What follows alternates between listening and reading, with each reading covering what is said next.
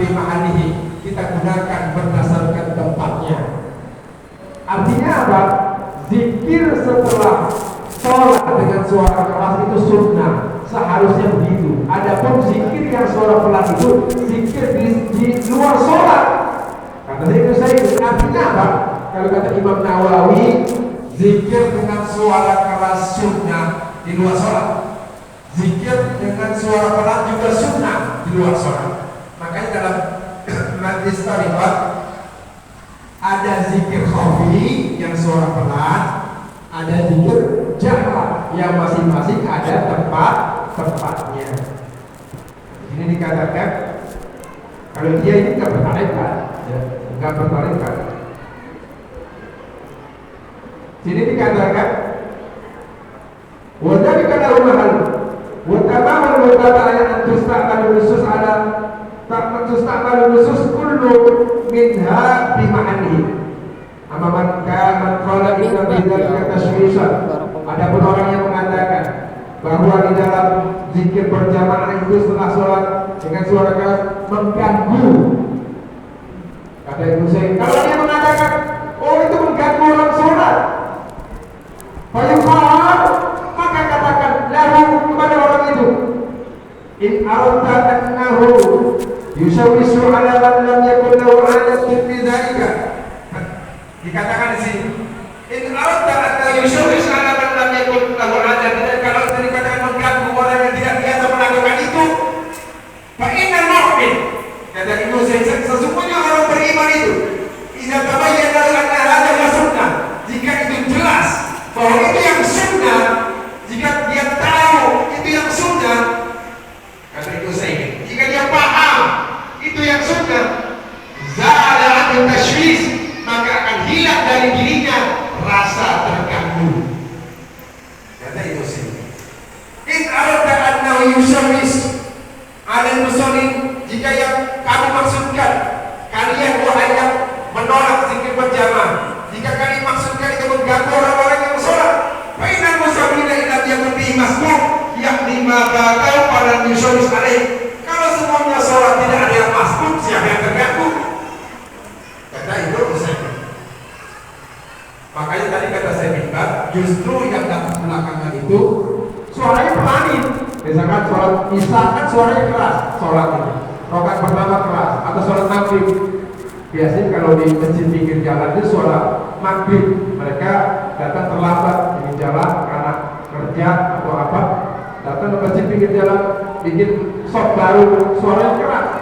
Kata saya itu Zaidin, harusnya orang yang baru datang itu sholatnya diperanin suaranya ketika masih ada jamaah yang zikir setelah sholat. Itu mestinya adabnya. Justru malah terbalik-balik zaman sekarang. Orang yang zikir berjamaah dibilang ahlul bid'ah, dibilang bid'ah yumnah lah. Langsung biasanya mereka udah sholat datangnya belakangan, pengen bisa paling depan. Orang dilengkar-lengkarin, datang paling belakang, udah khobat baru datang. Bagus, datang paling depan. Pas giliran zikir, Allahumma anta salamat membilang dia, Allahumma lantas jalan, kosong itu sholat. Satu dua orang masuk, kalau pahamnya cakap nggak? Jelek. Imam itu pemimpin, ikuti imam. Ikuti imam. Ini imam masih zikir, dia udah lantas jalan, bukan lantas salam, lantas jalan. Som yang tadinya rapat, yang tadinya diisi kelihatan bagus, melengkain lagi pundak-pundak orang. Katanya ngaku nyunah. Nah ini terbalik, terbalik. Balik, maka di sini dikatakan oleh saya itu saya kaitan musallin illam yakun bi masbukum yakni ma atau para yushawis alaihim rabbus sholatika wa waqi'. Kalau sholatnya enggak ada yang terlambat, enggak ada yang terganggu. Li'annahu mustarakun fi, karena mereka bersama, sama-sama zikir. Nah, ini fatwa Syekh Ibnu Utsaimin. Itu di antara fatwanya. Maka sekedar kita menyampaikan, ini Bapak Pembina apa udah dekat? Maka sekedar kita mengikuti apa yang Nabi ajarkan, maka setelah sholat berjamaah di masjid, kalau ada imam yang mengeraskan suaranya, maka makmum hendaknya mengikutinya. Tapi memang fenomena, ya, kenyataan, realitas di Indonesia zaman sekarang, habis sholat ada zikir bareng antara imam dan makmum itu jarang. Tidak banyak masjid, banyakan yang enggak, banyakan yang enggak. Jadi yang dulu, ya dulu tahun 70-an, tahun 80-an, orang kalau habis sholat ada zikirnya. Zaman sekarang udah meredup, udah kayak lampu tempel itu udah tinggal ujungnya doang, udah mulai redup. Makanya ini juga yang diprihatinkan. Saya punya kawan, saya punya jadwal biasanya bulanan taklim di Menara BTN Harmoni. Itu ada namanya pengurus DKM-nya Ustadz Tajuddin. Dia bilang begini, Ustadz, dulu ketika saya masih muda, itu di Kalimantan Barat kami ini kalau siang masjid-masjid itu banyak yang yasinan, baca yasin kalau Jumat siang. Ibu-ibu itu masih taklim. Malam Jumat itu mereka tahlilan. Kalau bapaknya yasinan malam Jumat di masjid-masjid. Tapi fenomena seperti itu sekarang jarang. Kenapa? Karena ibu-ibu ngaji di masjid yasinan dibilang, dikritik.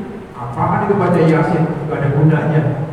Baca yasin hari Jumat berjamaah bid'ah, ahli neraka. Orang ibadah baca yasin dibilang ahli neraka. Masya Allah. Ini juga yang sebetulnya kita prihatin. Makanya ada di daerah Sulawesi itu di Palopo, ya, di Palopo itu ada videonya. Ada perkampungan yang sering baca yasin. Saya punya videonya. Itu saya presentasikan ketika saya taklim di masjid di sini di An-Nasru, Gading Mulia Lestari, Sukapura, Jakarta Utara. Itu jadi kampung itu karena yasinan itu ketika terjadi gempa, jadi di daerah itu pernah perkampungan itu digulung, samping kanan kirinya tertimpa itu lumpur tanah, rumah itu sampai ke bawah bergeser ke lempengan. Tapi kampung yang dia pada jual yasinan biasa aja, nggak ada, karena terkena musibah, nggak ada yang runtuh. Tetapi masjid di sebelah yang masjidnya suka kosong, sholat subuhnya ya, sering kosong, itu kubahnya pindah 500 meter, dindingnya itu pindah setengah kilo, bayangkan. Nah ini artinya dampak dari membaca Al-Quran itu baik.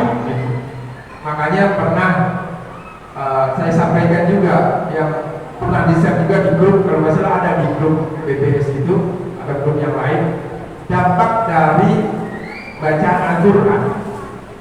Jadi kata para ulama, musik itu memang boleh, musik boleh, musik yang memberikan manfaat, semangat hidup, ya, itu boleh. Karena zaman Nabi ada duh, ya, ada nyanyian, boleh. Yang nggak boleh itu musik yang negatif, musik misalkan dangdut tentang sakit gigi, kan ada kan lagu sakit gigi, putus cinta, ada bunuh diri, kan ada begitu.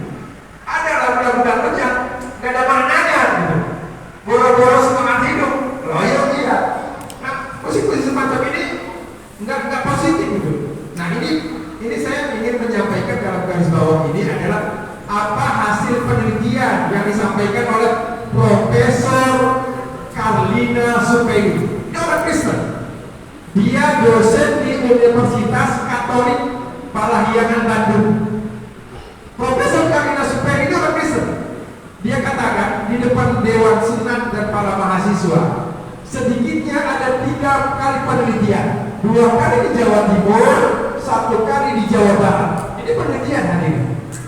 Penelitian tentang efek dan dampak musik serta murotal Al-Quran. Kalau penelitian itu, kalau di universitas minimal 6 bulan untuk skripsi. Kalau tahun. Kalau dokter bisa 3 tahun. Ini 3 kali penelitian. Yang tentu penelitian itu bukan sehari 2 hari, bukan seminggu 2 minggu, bukan sebulan 2 bulan, bisa tahunan. Artinya sering itu dilakukan. Apa yang dilakukan oleh tim dari Universitas Katolik Parahyangan Bandung ini? Jadi kata dia, itu bukan cuma tulisan, dia presentasikan dalam bentuk video. Artinya validitasnya kuat. Artinya efek kekuatan bukti dia itu cukup bisa dipertahankan. Apa kata dia? Dalam penelitian itu pohon disetel lagu klasik, itu pohon itu tumbuh tetapi tidak subur. Lalu disetel lagu dangdut, pohon itu kerdil, nggak tumbuh, dia tuh kecil. Lagu dangdut mungkin goyang-goyang pohon itu bukan enggak dangdut gitu kan. Lalu disetel lagu rock, lagu rock dan keras, pohon itu maju. Tapi disetel lagu orang ngaji, korotan Al-Quran, dan pohon disetel lagu ini berhari-hari, berminggu-minggu, dilihat perkembangannya. Itu penelitian begitu. Pas disetel lagu korotan Al-Quran, jadi ini lagu ini beberapa pohon. Yang disetel lagu korotan Al-Quran, pohon itu tumbuh subur cepat. Tumbuhnya subur, baik dan cepat. Bayangkan hadirin sekalian. Kata dia bahwa dampak suara itu bukan hanya kepada tumbuhan, tetapi juga berdampak kepada manusia. Itu kata Profesor Dr. Carlina Supeli, hadirin sekalian. Maka yang masih dengan lagu-lagu yang kurang bermanfaat, ya beralih sedikit ke lagu-lagu yang ada motivasinya, gitu kan, yang ada manfaatnya. Beralih, yang bisa semangat itu jangan lagu-lagu putus cinta. Kalau bisa beralih ke klasik, syukur-syukur kepada korotan Al-Quran. Nah, ketika ini saya sampaikan di Masjid An-Nasr itu ada DKM-nya, namanya Pak Agus. Wah, betul itu Ustaz, itu betul penelitian itu. Saya ngalamin sendiri, kata dia. Apa itu? Kata dia, saya, Pak Agus itu orang Muhammadiyah, pengurus rumah sakit Islam Muhammadiyah. Saya itu di kamar selalu nyetel molotov, kata dia. Nah, di kamar saya itu ada jendela ngegeblak, jendela selalu saya buka. Di samping jendela pas pohon jambu. Di samping jendela itu anginnya ke pohon jambu. Pohon jambu paling subur, buahnya banyak, lebat, dan pohon itu gak kena hama. Subur sekali pohonnya, kata dia. Kata Pak Agus itu. Nah itu maka disinilah kebenaran ajaran Al-Quran. Makanya kata Allah dalam surah Al-Isra dikatakan ayat 44, tusabbihu lahu samawati sab'u wal ardu. Bertasbih kepada Allah langit yang 7 dan bumi. Bayangkan. Wa min syai'in illa yusabbihu bih. Dan tidak ada satu pun dari makhluk Allah kecuali bertasbih kepada Allah yang ada di alam jagat semesta ini. Ada apa kata Allah dalam ayat itu? Walakin la tafqahuna tasbihahum, tetapi kalian tidak mengerti bentuk tasbih mereka. Jadi tumbuhan sendiri bertasbih, badan kita sendiri sebenarnya bertasbih, cuma kita kurang menyadari. Nah, zikir kalbu yang kita gunakan ini, kita menyambungkan, kita itu merasakan konektivitasnya di situ, menyamakan gelombangnya di situ, yang orang itu tidak punya, yang orang itu belum dapat, atau belum bisa, atau belum ada ilmunya. Jadi kata Allah, tusabbihu lahu samawati sab'u, 7 lapis langit, langit yang 7, semua langit. Sebenarnya itu hanya jumlah saja. Yang sebenarnya alamin ini tidak ada batasan. Wal ardu, dan juga bumi bertasbih, berzikir kepada Allah Subhanahu wa taala. Dan dalam surah Yasin yang sering dibaca, wa kullun fi falakin yasbahun, dan semuanya di dalam falak ini, di alam jagat raya ini, di alam universe ini, fi falakin yasbahun, bertasbih kepada Allah Subhanahu wa taala. Maka hadirin sekalian, Inilah bentuk kebenaran ajaran Islam. Jadi di tahun ini beberapa bulan yang lalu lah, di akhir 2022 yang lalu itu, Profesor Supeli mempertegas hasil temuannya tentang bertasbihnya makhluk itu memuji kepada Tuhan katanya. Dia nyebutnya bukan Allah, kepada Tuhan, kepada pencipta alam semesta. Ini yang pertama. Karena pembina belum datang, kita lanjutkan sampai pembina datang. Mudah-mudahan yang lama lagi ternyata bisa bahan. Nah, di antara juga bukti kebenaran ajaran Islam, misalkan kalau ini ada yang benar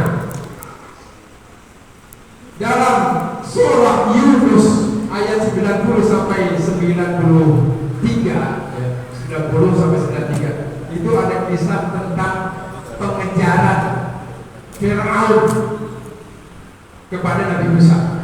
Jadi setelah Nabi Musa kontemplasi, Nabi Musa kan kontemplasi, Nabi Musa apa ya, bahasa kita mungkin khalwat ya, tahanus, itu 40 hari 40 malam, nggak makan, nggak minum. Nabi Musa turun dari kontemplasi di Gunung Sinai, Tursina, namanya Tursina. Sekarang namanya Gunung Sinai, sama Tursina juga. Itu saya ketika mahasiswa kurang lebih 4 kali ke sana. Saya pernah ke sana kurang lebih 4 kali. Manjat itu di bawah ke atas itu sekitar 2 jam jalan kaki, 1 jam setengah, 2 jam lebih naik turun, 3 jam lah.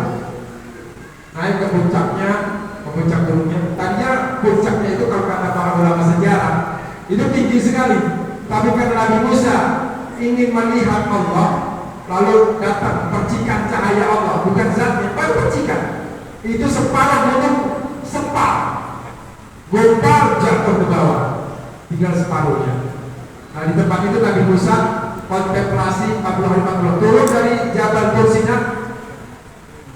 Orang Yahudi, Bani Israel sudah ingkar lagi kepada Allah. Bayangkan, itu orang Israel itu udah kubur lagi, udah nyembah angel, patung apa namanya, kebo, patung kebo bikinan dari Samiri, Musa As-Samiri. Jadi dia membuat patung, kabarnya itu menurut beberapa penafsir, patung itu dibuat dari bekas injekan malaikat. Samiri melihat malaikat menginjak tanah itu, lalu dibentuklah patung Samiri, sehingga patung itu bisa berbicara. Anak sapi itu, mungkin penyembahan sapi orang ini dari sini kan asalnya, penyembah sapi. Anak sapi cuma kalau orang Yahudi, anak sapi. Nah, ketika setelah itu Nabi Musa dikejar-kejar oleh Fir'aun sampai Laut Merah, Nabi Musa diperintahkan alqi asaka, lemparkan tongkatmu, disuruh mukul ke tepi pantai, terbukalah lautan menjadi jalan yang lebar untuk Bani Israel lewat. Setelah sampai ke tepi laut berikutnya, orang Fir'aun dan pasukannya masih ada di belakangnya. Ini kita berbicara dalam rangka mukjizat ilmiah Al-Quran. Tadi kan mukjizat tentang murotal Al-Quran, pohon bertasbih. Selain tadi kita tentang zikir, ini fungsi juga ke zikir juga. Nah, Fir'aun ini ketika air sudah masuk ke perut dan sudah sampai tenggorokan, dia percaya kepada Nabi Musa. Apa kata Fir'aun dalam surah Yunus ayat 90? Amantu, aku beriman, annahu, bahwasanya la ilaha illalladzi amanat bihi Bani Israil. Aku percaya kepada Tuhannya Bani Israel, wa ana minal muslimin, dan aku termasuk orang-orang Islam, termasuk di antara orang-orang Islam. Kata Fir'aun. Nah, makanya di sinilah nasihat para ulama, jangan percaya kepada Islam ketika sudah sampai kerongkongan. Jangan baru sadar ketika ajal sudah sampai tenggorokan. Jangan sampai mau banyak zikir, ikut tarekat dan sebagainya, pas udah mau meninggal dunia, udah terlambat. Nah, Fir'aun begitu.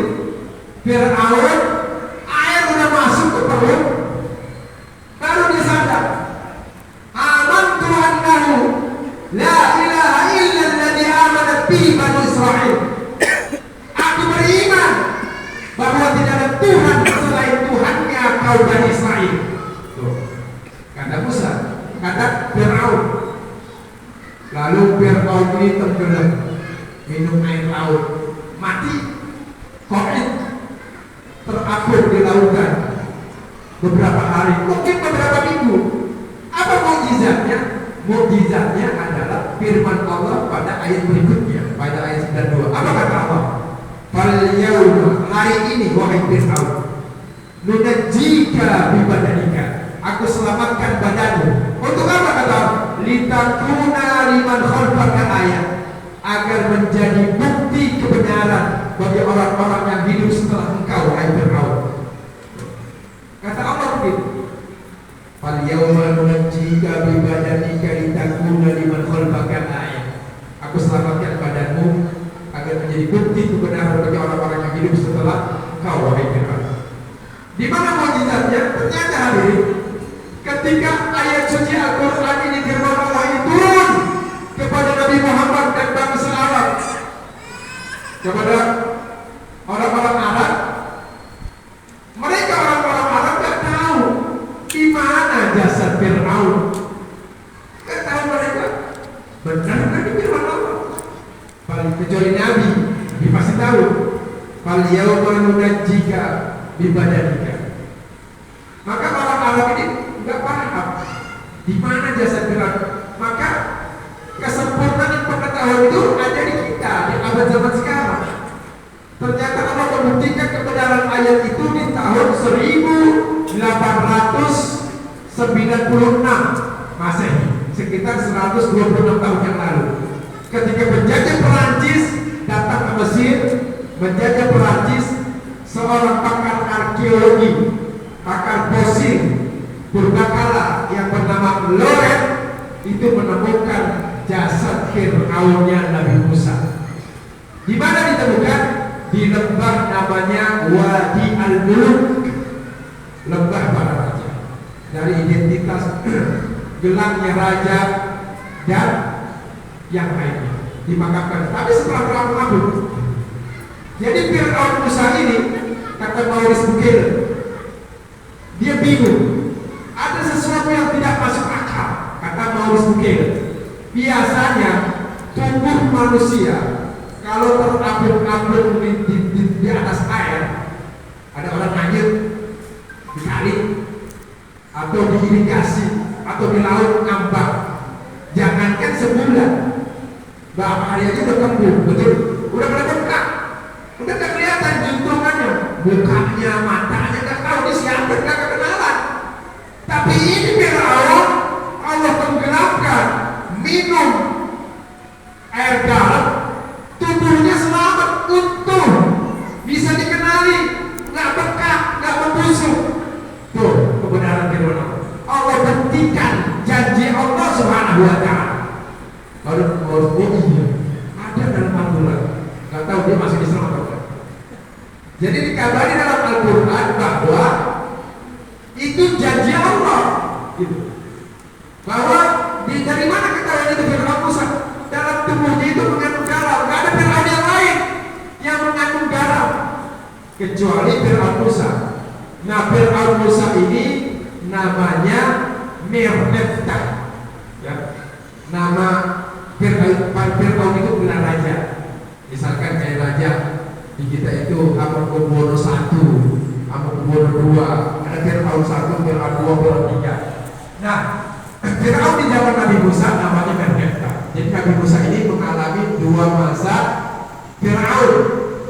Fir'aun ketika Nabi Musa masih kecil itu yang memelihara bapaknya, Ramses II namanya, Raja Ramses.